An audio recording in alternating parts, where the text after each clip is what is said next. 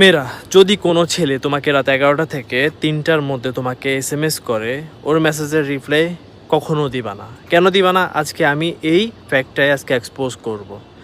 দেখো, সে তোমার পরিচিত কেউ হোক, বা সে তোমার ফ্রেন্ড হোক, বা সে তোমার বয়ফ্রেন্ড হোক, চাই যে কোনো কেউ হোক না কেন, যদি 11টা থেকে 3টার মধ্যে তোমাকে সে টেক্সট করে, কখনোই রিপ্লাই দিও না। কারণ ও যখন তোমাকে টেক্সট করবে ওই মুহূর্তে, তখন কিন্তু ও নিজে তোমাকে টেক্সট দিবে না, টেক্সটটা দিবে কিন্তু ওর হরমোনস। কথা কিন্তু বলবে ওর হরমোনস, ওর ভিতরে যে হরমোনস ওই টাইমটাতে ওর কোনো কিছু একটা চাওয়ার থাকে। ওই টাইমটাতে ওর যে প্লাটিং স্কিলটা আছে না, ওইটা একবারে হাই লেভেলের, আকাশচুম্বী থাকবে। সো তোমাকে এমন এমন মিষ্টি কথা বলবে, এমন এমন ফিল দিবে, পরে কিন্তু তুমি নিজে কষ্ট পাবা, তুমি নিজে অনেক বেশি হার্ট হবা।